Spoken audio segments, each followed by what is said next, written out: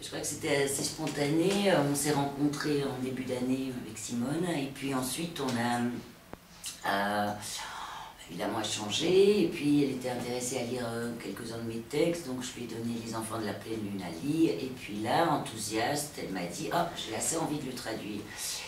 J'ai dit, bah alors, fantastique, profitons peut-être de l'occasion pour voir si c'est possible de revenir ici et de joindre l'utile à l'agréable et voilà, de collaborer sur cette traduction. J'étais en résidence à la Chartreuse, chacun pour des projets différents et donc c'est une rencontre qui s'est passée par la Chartreuse, c'est fait là dans les mois de janvier. Et moi, j'ai traduit seulement des pièces contemporaines, donc la relation avec l'auteur, pour moi, c'est très important.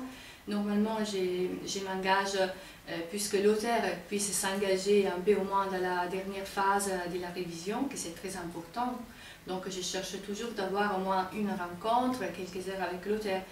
Mais je n'avais jamais fait une résidence auteur-traducteur et ça a été une occasion magnifique parce que je voulais expérimenter autre chose encore, c'est-à-dire aller un peu plus au fond dans la réécriture qu'on fait dans une traduction du texte avec l'auteur même et la voix de l'auteur.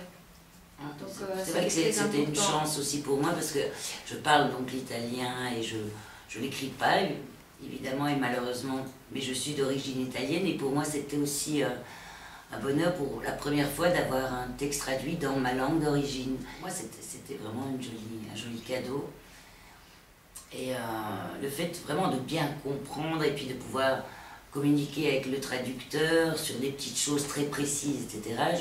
Je me suis dit c'est une chance de parler cette langue-là parce que après coup je me dis tiens, je parle pas très bien allemand, ou même pas du tout, j'ai quelques notions, je parle pas trop mal anglais, mais enfin, le fait d'être traduit dans une langue qu'on ne connaît pas parfaitement, j'imagine qu'il y a plein de petites choses qui nous échappent en tant qu'auteur. Moi, c'est vrai que j'ai travaillé avec des auteurs, des fois, qui ont une origine italienne, même s'ils ne parlent beaucoup l'italien. Et donc, ça, je vois que c'est plus facile pour faire comprendre tous les nuances et les choix. Mais Emmanuel, il parle très bien. C'était vraiment assez, même amusant de trouver, de réinventer un peu, c'est-à-dire en italien, une langue qui n'était pas la langue officielle, qui pouvait être une langue parlée par des enfants, et des enfants qui ont été enfermés, donc qui ce n'est pas de toute façon la langue normale qui parle des enfants. C'est une langue très imaginative, très poétique, qui a des vides et qui doit trouver une façon d'être remplie, on peut dire, avec beaucoup d'imagination. C'est vrai que l'écriture, c'était une écriture assez particulière, donc retrouver cette particularité en italien, c'était un joli défi. Il n'est pas évident au départ. Moi, je vais parler juste de cette expérience-là parce que c'est la première résidence auteur-traducteur que j'ai fait. Dans la façon de développer le travail, on trouve aussi qu'il peut y avoir plus d'affinité qu'on pensait. Et ça, c'est assez intéressant. Quand il y avait des propositions dont Emmanuel pouvait douter un peu, moi je me suis fait expliquer un peu mieux ce qu'il voulait dire avec ce passage précis. J'ai cherché de trouver une autre solution parce que c'était ça le but d'avoir l'auteur là, de pouvoir vraiment l'interroger beaucoup. Et pour moi, c'est ça aussi les dons de travailler avec des auteurs contemporains. De toute façon, donc pour moi, il n'y a pas eu des moments délicats. Ce sont les moments qu'on a dans un travail où on cherche des choses. Et donc, on peut trouver des passages plus difficiles que des autres, et on l'a trouvé. Mais de toute façon, on était dans les bons esprits de vouloir trouver.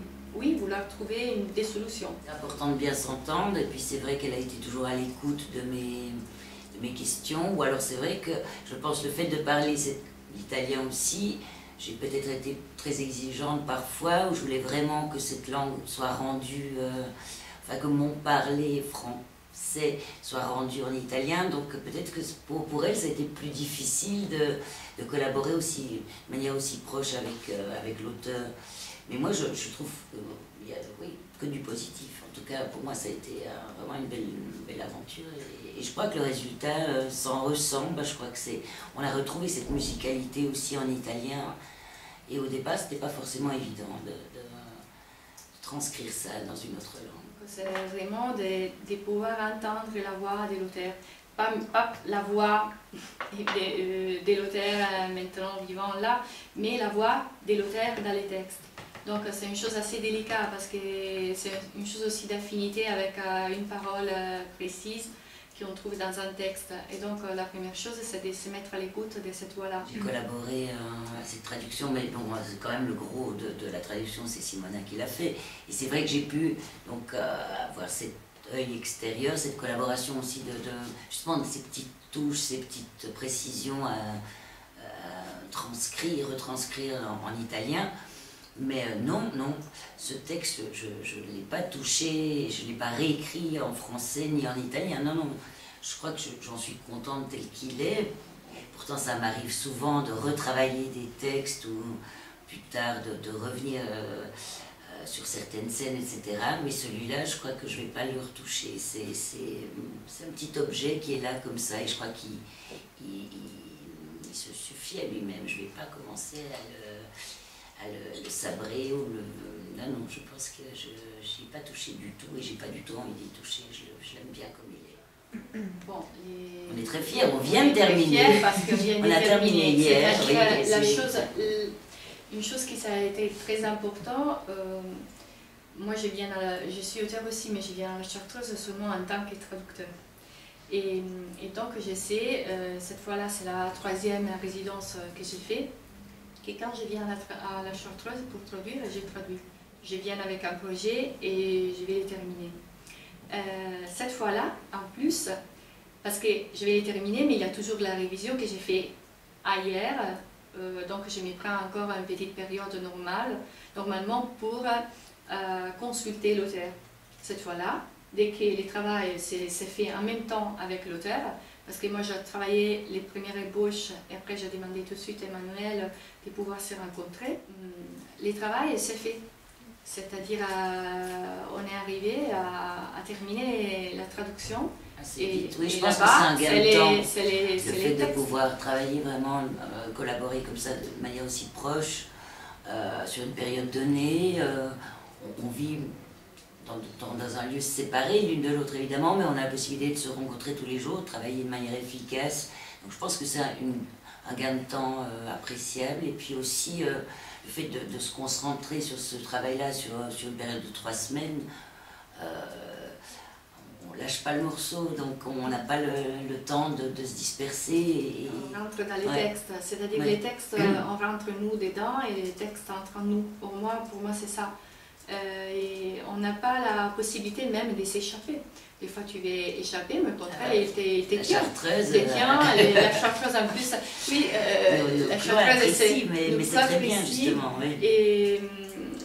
Et tu es avec les textes vraiment dans toi et c'est bien parce que quand on traduit, c'est les mêmes processus quand on écrit, mais même si tu as une difficulté, tu n'as pas trouvé travail, c'est-à-dire ces mots-là que tu ne trouves pas, continue à mouliner dans ta tête, même quand tu vas au lit, des choses comme ça. Et le fait que tu es là pour ça, c'est-à-dire que tu peux tout de suite t'approprier et trouver et te concentrer bien pour amener au but du travail. Ouais. Scena quinta, Lisa, Giulio, la madre. Dormi? Non, je compte. Cosa? Les souvenirs. Quali? Ceux que j'ai oubliés. Là, il y avait une table, je crois. Et ici, un tabouret. Avevamo un libro illustrato, un quaderno con le figure da colorare. La peinture à l'eau, un pinceau.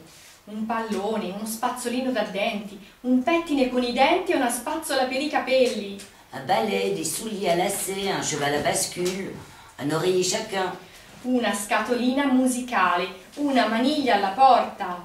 Des cuillères, des verres en verre, des assiettes en porcelaine. Tutto finito. Troppi pericoli. Pour notre protection, c'est mieux, il dit le vieux. Pericoloso crescere, attenzione! On pourrait se couper, s'étouffer, s'empaler, s'étrangler. Senza fare attenzione avremmo potuto anche tagliarlo, soffocarlo, infilzarlo, strangolarlo. Vivevamo pericolosamente prima. On est en sécurité maintenant. La madre torna con delle banane sbucciate. Le vieux a donné des bananes. Les trois les regardent en silence. Di madre, perché non ha più la buccia? La banana. Pour pas glisser, pas finir énuqué, dit le vieux.